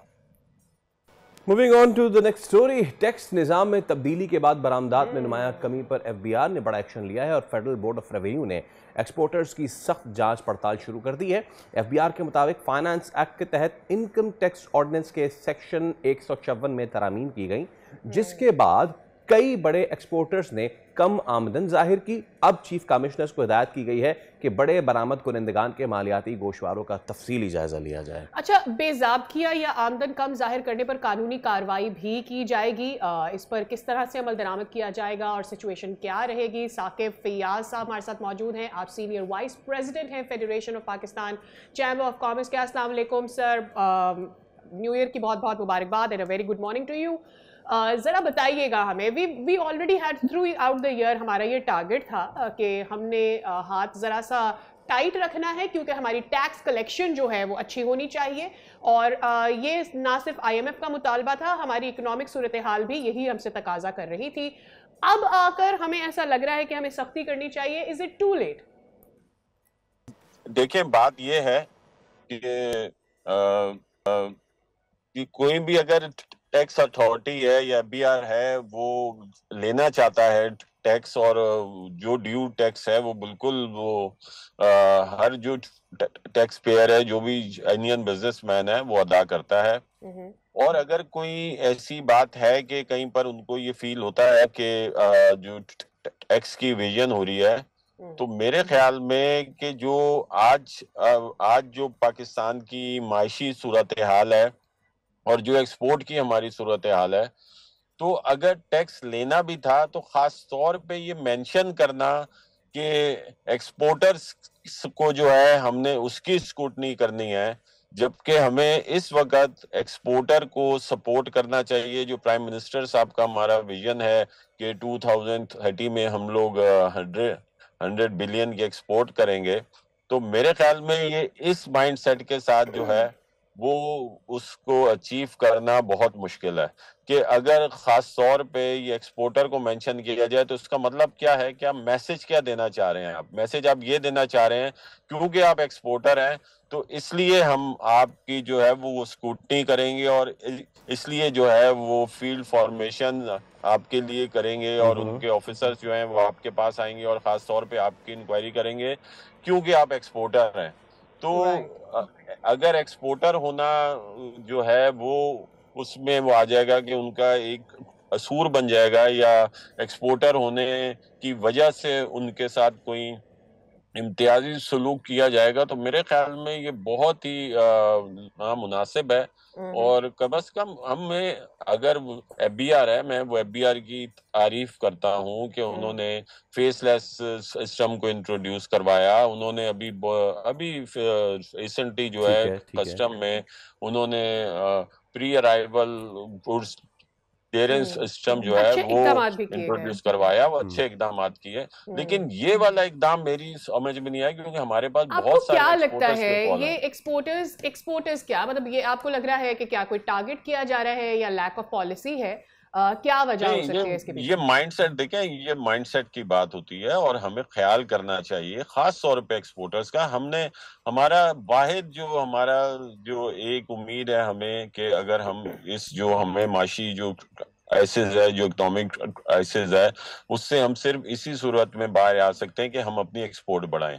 और जब हमने अपनी एक्सपोर्ट बढ़ानी है और हमारे पास यही हल मौजूद है कि अपनी एक्सपोर्ट बढ़ाए बगैर हम इकोनॉमिक क्राइसिस से बाहर नहीं आ सकते, तो हमें तो एक्सपोर्टर को सपोर्ट करनी चाहिए। पूरी दुनिया जो है वो एक्सपोर्टर को सपोर्ट करती है, वो कहती है। साकिब साहब, मैं आपकी बात समझ रहा हूँ और यकीनन हम टैक्स रेवेन्यू पे ज़्यादा नहीं रह सकते, टैक्स इस रेवेन्यू मॉडल पे नहीं रह सकते कि आप सिर्फ सैलरी क्लास से टैक्स इकट्ठा करते रहें और उसको शो करें कि जी दौलत इकट्ठा हो रही है, नेशनल इनकम में वो चीज़ आ रही है। No no no no no, you have to produce large, you have to export, period. इससे आगे कोई बात नहीं। लेकिन जो इस खबर का जो सबसे आम जोज़ है वो ये है कि भाई ऑडिट किया जाएगा। क्या इससे पहले ऑडिट नहीं हो रहा था? मुझे तो पहले ये बताइएगा साकिब साहब। और कम आमदन जाहिर की जा रही है एक्सपोर्टर्स की तरफ से, ये एक इल्ज़ाम लगाया गया है और मुकम्मल आमदन जाहिर करने की हिदायत की गई है। ये द थिंग इज़ कि अगर कोई कम आमदन जाहिर कर रहा है तो उसको तो पूरी आमदन जाहिर करनी चाहिए ना, ताकि वो फिर टैक्स उसी हिसाब से दे। इसमें तो कोई कबात नहीं है ना। देखिए, वो तो बिल्कुल हम लोग कभी भी FPCCI जो है वो कभी उसको सपोर्ट नहीं करती कि नॉन जेन्युइन जो टैक्स पेयर है या नॉन जेन्युइन बिजनेसमैन जो है, जो नहीं टैक्स पे कर रहे, उनको तो कभी भी सपोर्ट इसलिए भी नहीं करती कि जो लोग फिर टैक्स पे कर रहे हैं तो उनको जो है वो ज्यादा उनके ऊपर बर्डन आ जाता है अगर सारे लोग सही से टैक्स पे ना करें। तो ये तो कभी भी, ये तो बिल्कुल है ही नहीं जस्टिफिकेशन, इसमें तो कोई है ही नहीं कि हमें ये टैक्स देना है जितना वो ड्यू टैक्स है। लेकिन देखें, मेरा आप इस बात को समझें, क्या एफबीआर के पास ये इख्तियार हासिल नहीं है कि वो किसी का भी ऑडिट कर सके और अभी भी ऑडिट कर सके? और क्या ये एफबीआर को इख्तियार हासिल नहीं है कि वो अगर कहीं पर भी टैक्स इवेजन पाई जाए तो वो उसको जो है उधर वो कार्रवाई कर सके या उनसे जो उसका जो ड्यू टैक्स है वो ले सके? लेकिन स्पेशली तौर पे पहले तो देखें, ये जब आया, जब ये नोटिफिकेशन आया, मैं समझ उस वक्त मैंने ये अपने जहन में ये सोचा कि ये व्हाट्सएप पे बहुत सारे ऐसे ये फेक नोटिफिकेशन होते हैं, तो वो होगा ये। साकिब साहब, वहां पर एक आपको कम्युनिटी बिल्डिंग नजर आए, कॉन्फिडेंस दोनों जानिब से नजर आए। बहुत शुक्रिया आपके वक्त के लिए। विद दैट हम एक ब्रेक ले रहे हैं, उसके बाद दोबारा हाजिर होंगे। Stay with us.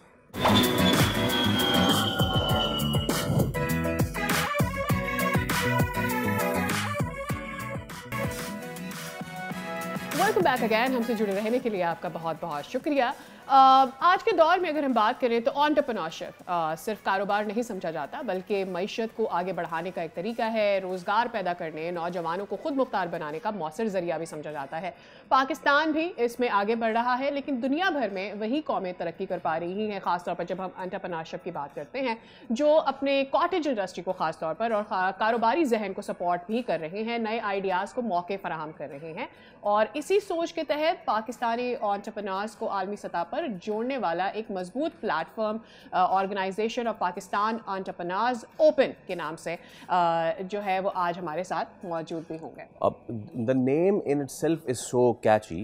अब ओपन क्या है? वही एक आलमी गैर मुनाफा बख्श नेटवर्क जिसकी बुनियाद 1998 में बॉस्टन में रखी गई, और आज ये पूरा जो जर्नी रही, ओपन जो है वो अमेरिका, बरतानिया, पाकिस्तान समेत दुनिया भर में अहम कारोबारी मराकज़ में मुतादिद चैप्टर्स इसके मौजूद हैं, जहां कारोबारी रहनुमा, एंटरप्रेन्योर्स और कॉर्पोरेट प्रोफेशनल्स एक दूसरे से जुड़ते हैं, सीखते हैं और रहनुमाई फराहम करते हैं। तो आज हमारे साथ स्टूडियोज़ में ओपन से ताल्लुक़ रखने वाली शख्सियात मौजूद हैं, जिनसे पाकिस्तान के मस्बत कारोबारी चेहरे और नौजवानों के लिए मौक़ों पर गुफ्तगू करेंगे। Without further ado let me introduce, हमारे साथ आज मौजूद हैं तारिक खान जो कि फ़ाउंडर हैं ओपन के, और कामरान बिलग्रामी जो कि प्रेसिडेंट हैं ओपन के पाकिस्तान। अस्सलाम वालेकुम। आप दोनों का बहुत शुक्रिया। सबसे पहले तो thank you so much sir. Starting with the thing, कुछ हमने बताया है ओपन के बारे में, तारिक साहब कुछ आप बताइए द जर्नी।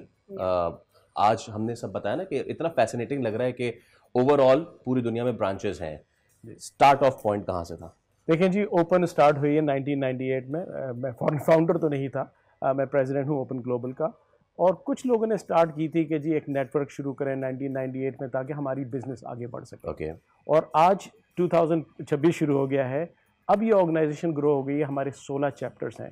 टोरंटो में हमारा चैप्टर है, 11 चैप्टर हमारे यूएस में है, इंग्लैंड में है, हम बर्लिन में भी नया चैप्टर खोल रहे हैं, पाकिस्तान में हमारे चैप्टर। इसका विजन बड़ा सिंपल है कि टू मेक श्योर कि पाकिस्तानी दुनिया भर में जहाँ पर भी हों, एंटरप्रेन्योरशिप में और प्रोफेशनलिज्म में, उनको एक आगे ऐसी अपॉर्चुनिटी मिले कि उनको कोई परेशानियाँ ना हो। जब तक कोई भी ऑर्गेनाइजेशन का नेटवर्क नहीं होता, वो ऑर्गेनाइजेशन आगे नहीं बढ़ सकती। सो हमारा यही गोल है कि पाकिस्तानी हेरिटेज के लोग जहाँ पर भी हैं वो एक्सेल करें। Wonderful idea. और एक दफ़ा फिर से हैप्पी न्यू ईयर। और एक्चुअली हमें बहुत अच्छा लग रहा है कि जब हम अपॉर्चुनिटीज़ की, मैं और फैसल सुबह से बात कर रहे हैं, पाकिस्तान को किस तरह से बेहतर कर सकते हैं, पाकिस्तान के लोगों को कैसे अपॉर्चुनिटीज़ मिल सकती हैं, तो इससे अच्छा और कोई मौका हो नहीं सकता था to welcome you and host you today on our show. मुझे ये बताइएगा, ये आइडिया ख़ास तौर पर पाकिस्तान में कैसे परसीव किया जा रहा है राइट नाउ? आपका विजिट पाकिस्तान में क्या है, क्या इस वक्त एक्टिविटीज़ चल रही हैं, और जब आप मुख्तलिफ जगहों पर जाते हैं, लोगों से मिलते हैं, तो किस तरह का रिस्पॉन्स है? अच्छा, बहुत सिंपल है। हम हमारे ओपन में पाकिस्तान लव्स बीच में मौजूद है। So what we are doing this week is celebrating being Pakistani week. हमने क्यूरेट किया विद द ग्लोबल टीम। मैं कराची में रहता हूँ, कराची आइट हूँ और ओपन कराची प्रेसिडेंट हूँ। हम लोग health care, education, arts, culture, business, जो कराची की अपनी वाइब है उसको रिवाइव करने का अटेम्प्ट कर रहे हैं। और हमने इस हफ्ते एक साइकिलिंग इवेंट 25 दिसंबर की सुबह शहर के साइकिलिस्ट को जमा किया था फेयर हॉल में, उससे स्टार्ट किया। It involves sports. फिर हम लोग हबी पब्लिक स्कूल गए, स्टेट बैंक लाइब्रेरी, म्यूज़ियम गए। हम लोगों ने उसके बाद डाउ यूनिवर्सिटी में health care, leadership and innovation का एक सेमिनार किया। फिर हम लोगों ने कल business school which is IBA, वहाँ पर हमने एक हाई इंटेलेक्ट लेवल डायलॉग किया है। और आज मुशायरा हो रहा है, स्टार्टअप एग्जीबिशन हो रही है IOBM में। उसके अलावा हम हबीब यूनिवर्सिटी भी गए, नेशनल इंक्यूबेशन सेंटर गए, स्टार्टअप। हमारा सिर्फ एक ही मकसद है, ग्लोबल का एक्सेस कैसे हो, जो ग्लोबल पाकिस्तानी डायस्पोरा है उसका एक्सेस कैसे हो। ओपन एक प्लेटफॉर्म है, मैं सारे शहर के लोगों को इनवाइट करना चाहता हूँ इसमें पर्सनली कि आप आएँ। You can find us on LinkedIn और डिफरेंट पेजेस पे, हमें इससे कनेक्ट करें। हमारी एक बेलौस और सी काविश है कि हम ओपन के लोगों से कैसे एक्सेस करें, जो लोग सिलिकॉन में रह रहे हैं, न्यूयॉर्क में रह रहे हैं, आसान एक्सेस, और उस एक्सेस से हम फ़ायदे क्या हासिल कर सकते हैं। चाहे हमारी ख़वातीन हो, लड़कियां हो, चाहे हमारे यंग बच्चे हों, ग्रेजुएट्स हों, सब लोग स्ट्रगल कर रहे हैं। हम लोग जी हमें एक्सेस नहीं है। तो इस वजह से हमने ये क्यूरेट किया और हम अब हर 6 महीने पे बीइंग पाकिस्तानी वीक सेलिब्रेट करें। ज़बरदस्त। तारिक साहब, इतना लंबा सफ़र जो है वो चैलेंजेस के बिना तो नहीं हुआ होगा, और आजकल के मॉडर्न दौर में अब तो फ़र्ज़ कीजिए स्टूडेंट्स पे हम फोकस करें, क्योंकि ज़ाहिर सी बात है स्टार्टअप आइडियाज़ तो वहीं से हैं, they are the young budding entrepreneurs to be so. क्या चैलेंजेस आते हैं उनको व्हेन दे गो? देखिए, एक तो चीज़ है ना कि हम कहते हैं ब्रेन ड्रेन हो रहा है, in reality if we go, हम देखें वहाँ पे, it's not just the brain drain, it's the wastage of the talent. अगर कोई टैलेंट यहाँ से वहाँ जा रहा है, और अगर वो ऑब्वियसली कुछ अच्छा करता है, फर्स्ट थिंग फर्स्ट, पाकिस्तान का नाम रोशन होता है। सेकंड थिंग, रेमिटेंसेस वाले, चले ये तो एक बहुत बात की बात है, रेमिटेंसेस भेजे वो अच्छा हो सारा कुछ ना, बट हमारा बच्चा जो है वहाँ जाके ही सीम्स अ बिट लॉस्ट। जहन में ये होता है कि मैं और जॉब कर लूँ, टाइम निकाल लूँ, PR ले लूँ, मेरी ज़िंदगी सकून में, ठीक है। What are the challenges being faced by the students over there, और उसको आप कैसे केटर कर रहे हैं? देखिए, आपने फैसल बड़ा अच्छा सवाल किया है। दुनिया में अगर आप देखें तो तकरीबन 200 कंट्रीज़ हैं जी। अमेरिका जो है, यूनाइटेड स्टेट्स ऑफ अमेरिका, वो सिर्फ उसकी पॉपुलेशन 4% है, मगर वो ब्रांड ऐसा बना है कि दुनिया की हर कंट्री उनको जानती है। और हर इंसान जो है ना अपनी कंट्री का ब्रांड होता है। हमें शुरू में काफ़ी चैलेंजेस जो फेस करने पड़ते हैं कभी कभार हमारे ब्रांड की वजह से। पाकिस्तान, मैं ये समझता हूँ कि हर इंसान पाकिस्तान का एम्बेसडर है। अगर आप अच्छे हैं तो लोगों के दिमाग में आपकी ब्रांड अच्छी होगी। पाकिस्तान वो कंट्री है, दुनिया की बहुत कम कंट्रीज़ को ये एडवांटेज है कि हमारी तकरीबन 65% पॉपुलेशन जो है वो अंडर 30 है। तो हमारा सबसे बड़ा जो एसेट है, असासा है, वो हमारे नौजवान हैं। वो क्योंकि मुल्क से बाहर जा रहे हैं काफ़ी और कोशिशें कर रहे हैं, वो जब जाते हैं तो वो मुल्क को किस तरह करते हैं, उनको चैलेंजेस। जब हम गए थे हमें बड़े चैलेंजेस हुए थे, मगर ओपन का मकसद ही यही है कि आप अगर दुनिया की किसी हिस्से पे पहुँचें तो आपको कोई गाइडेंस मिले, क्योंकि टैलेंट होना काफ़ी नहीं होता। Access to the right place is very important, and open is providing that platform where they have access to the right doors and right opportunities. तो ओपन के जो मेंबर्स हैं, they are some of the most accomplished Pakistanis in the world. Few examples, please. Example is Rehan Jalil. He just sold his company for $1.8 billion. Raghib Sen, who's CEO of Altaria. Gibran Niaz, one of the largest retailer of Amazon in the world. Wow. Naveed Sherwani, he's so accomplished. So there are so many of 400 plus members जो अपने game में बहुत आगे बढ़ चुके हैं। They have achieved, they have checked all their boxes. मगर now they want to give back. तो ओपन ने वो प्लेटफॉर्म बनाया है कि अगर आप if you want to give back, then this is the place where you help somebody else, because हमको किसी ने हेल्प किया है जो हम यहाँ पहुँचे, but we want to have a structured system where they get this opportunity. Right. मैं ऑफ रिकॉर्ड बेस पर बात कर रही थी, but I really want people to know जब मैं और फैसल साथ बैठे होते हैं और हम देखते हैं कि दूसरे मुल्कों से बड़ी बड़ी कंपनीज के CEOs होते हैं, चेयरमैन होते हैं, प्रेसिडेंट होते हैं, तो हमेशा मैं और फैसल बात करते हैं कि we have so much skill people working over here, और वो बाहर जाके भी काम कर रहे होते हैं, वो क्यों ऐसी जगहों पे नज़र नहीं आते? बहुत सारे एजुकेटेड लोग यहाँ से जा रहे होते हैं, लेकिन वहाँ ऐसी कोई स्पॉटलाइट रिप्रेजेंटेशन हमें पाकिस्तान की उतनी क्यों नहीं नज़र आती? व्हाट वाज जब हम ये कहें कि लैकिंग है, तो व्हाट वाज द लैकिंग, और हम ओपन के ज़रिए हमने क्या अचीव कर पाया और किस तरह से आप रास्ता पेव कर रहे हो? इन्होंने बहुत सारी एग्जांपल्स बताई हैं। इसको सिंप्लीफाई करते हैं। हमारे मुझे लगता है कि यूथ में थोड़ा सा कॉन्फिडेंस की कमी है, वो कॉन्फिडेंस आना चाहिए। और जैसे फॉर एग्जांपल हमारी एम्बेसीज़ हैं, वहाँ पर आप जाएं तो आपको बहुत सारी चीज़ों का एक्सेस मिलेगा। आपको ज़रूरी नहीं है कि जाके आप सिर्फ ये सोचें कि मैंने और जॉब करनी है। आप एम्बेसीज़ में नहीं तो आप पाकिस्तानी लिंक्डइन पे तलाश करें, बहुत सिंपल है। और ओपन इज़ अ प्लेटफॉर्म जहाँ पर आप मज़ीद स्ट्रक्चर्ड वे में हमारे थ्रू कनेक्टिविटी हासिल कर सकते हैं। और वो connectivity will stabilize you when you are there. Even if you are here तो आप रिमोट जॉब्स कर सकते हैं। तो मेरे पास व्हाट्सएप ग्रुप्स में बहुत सारे मैसेजेस आ रहे होते हैं कि हमें मैनेजर चाहिए, हमें ग्राफिक डिज़ाइनर चाहिए, हमें so we bring that money to here, जो वहाँ से सोर्स करके हमें यहाँ पे लोगों को सब। It's not about going out, it's also about working here remotely for those people who require us. I think ये सबसे ज़्यादा मजबूत प्लेटफॉर्म है। और ना सिर्फ entrepreneurship, let me emphasize professionals के लिए भी।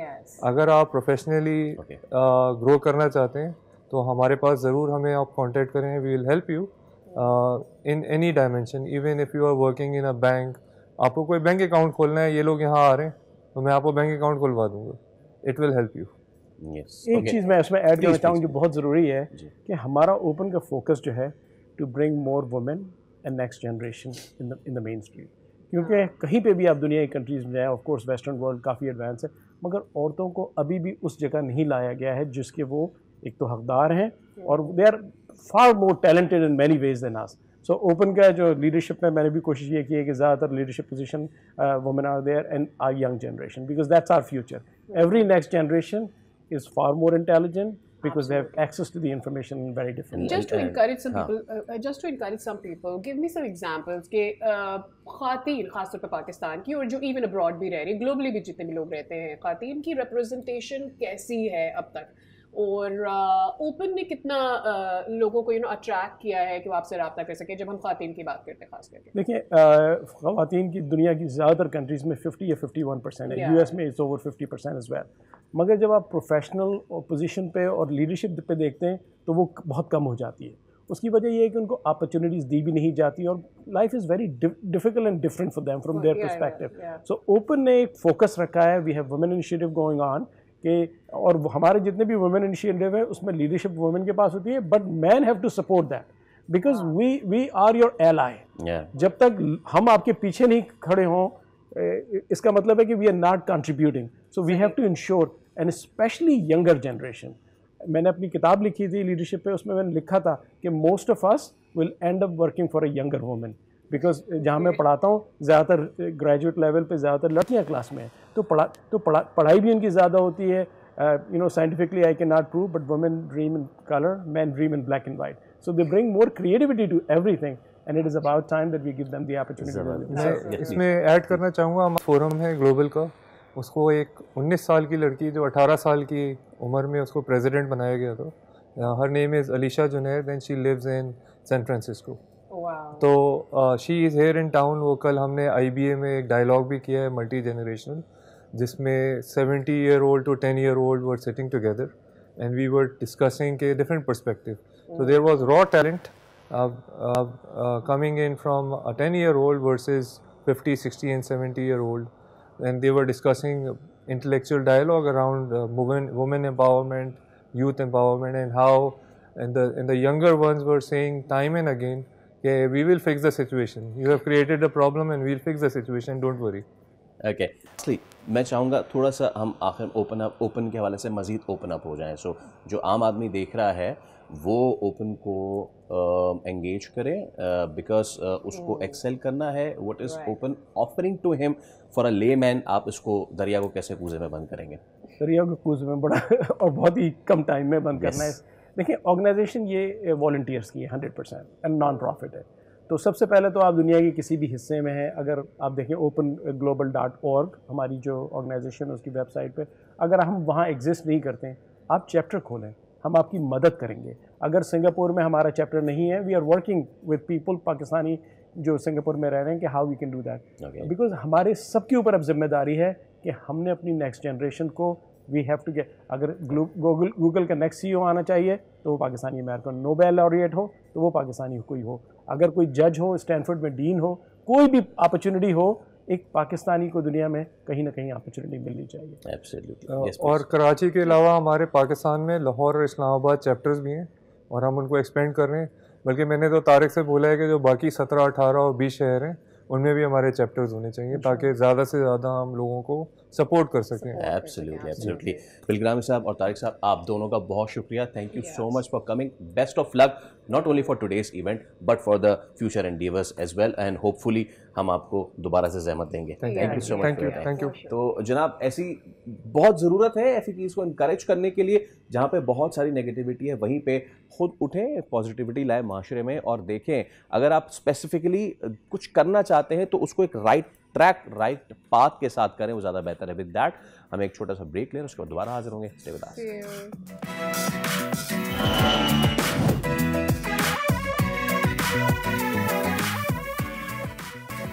Welcome back. और आज ऑब्वियसली साल का पहला दिन है और बहुत सारी अच्छी खबरें जो हमारे पास हैं वो हम आपके साथ शेयर कर रहे हैं।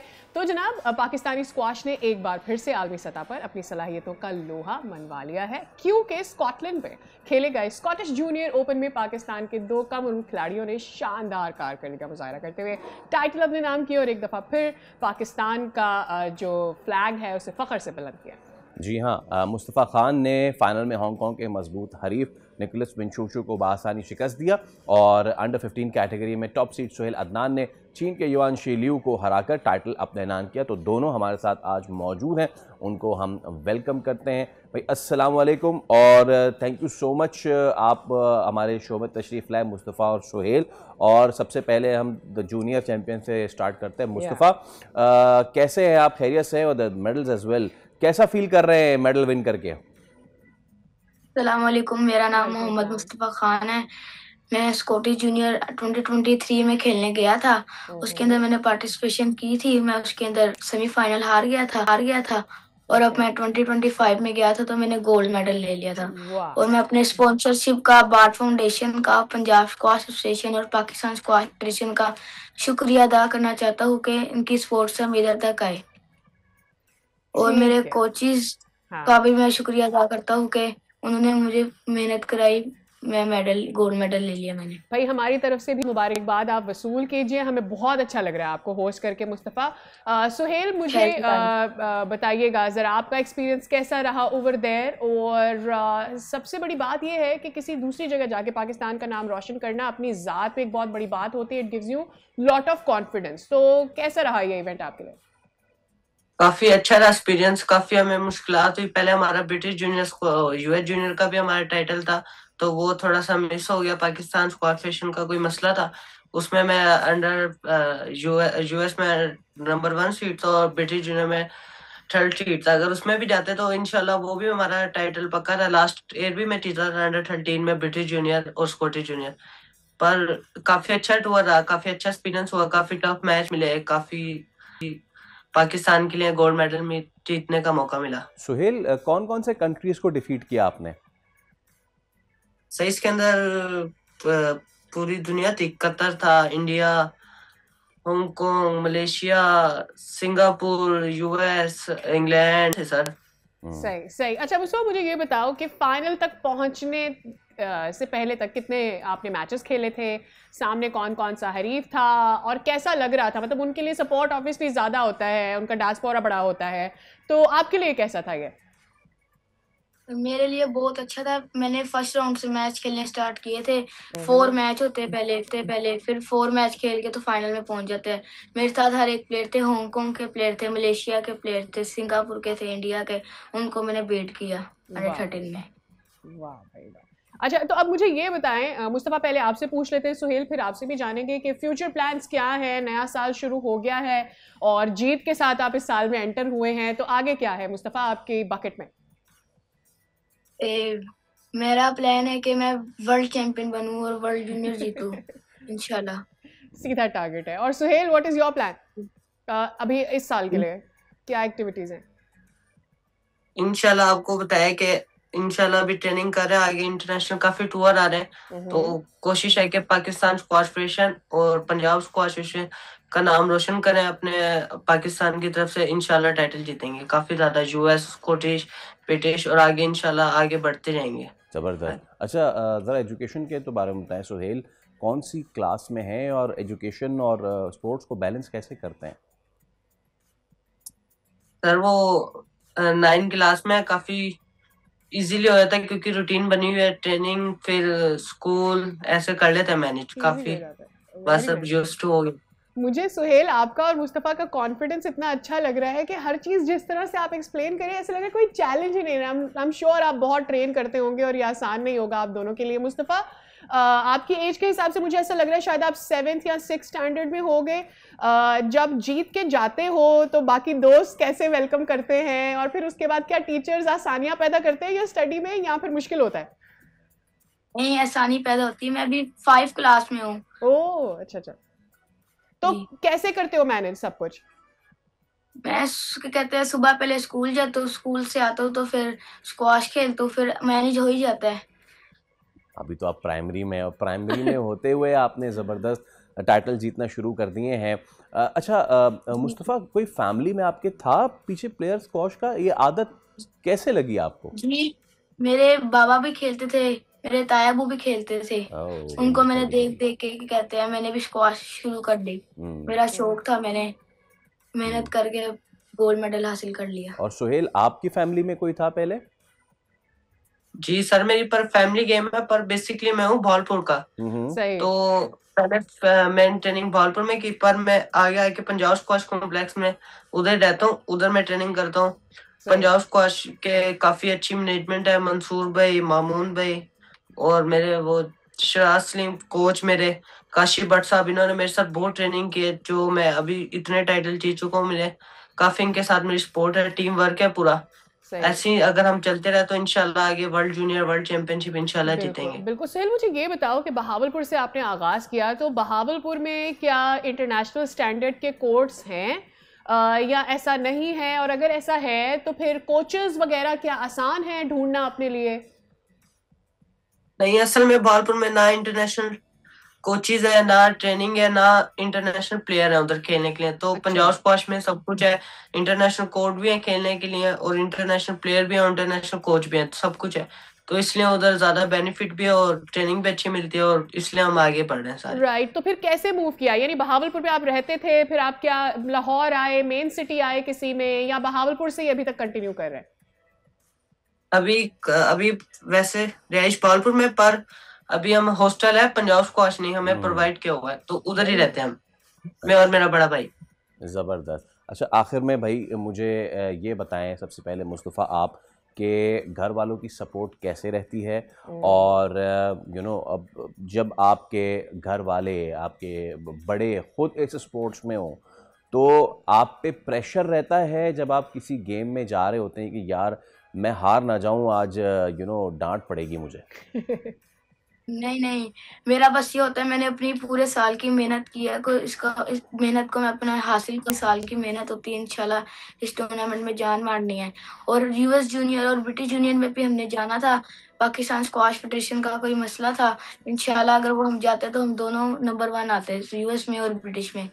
ठीक है मुस्तफ़ा, आपको बहुत बहुत मुबारक हो। सुहेल, आपको भी बहुत बहुत मुबारक हो। हम उम्मीद करते हैं कि ये साल आपके लिए बहुत सारी कामयाबियां लेकर आए, और आप जो मोटिवेशन दूसरी यंग जनरेशन को स्क्वाश की तरफ दे रहे हैं, उनको भी वो मौके मिल सके जो आपके पास मैसर है। बहुत शुक्रिया आप दोनों के वक्त के लिए। तो जनाब, इसके साथ ही हम आपसे अलविदा लेते हैं, लेकिन अलविदा लेते लेते एक मरतबा फिर इस साल को हम खुशामदीद कहते हैं। 2025 पाकिस्तान के लिए बहुत ही अच्छा साल रहा, अस्करी से लेकर सिफारती महाज पे, और खेल की तो बात हम करना भूल ही गए, जहाँ पे बहुत हार्ट ब्रेक्स तो हुए, लेकिन वहीं पे बहुत ज़्यादा हमने मुख्तलिफ खेलों में फतूहात भी देखी।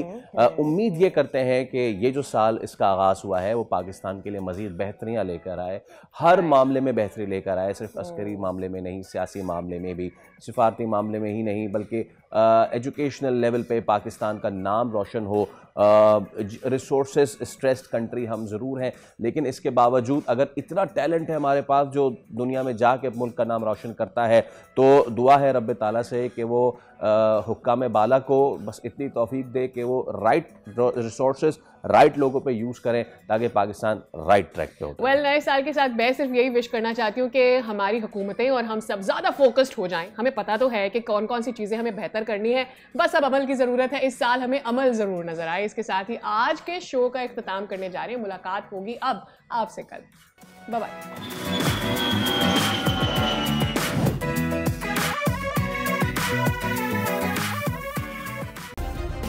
सब्सक्राइब करें और बेल दबाएं ताकि कोई खबर रह न जाए।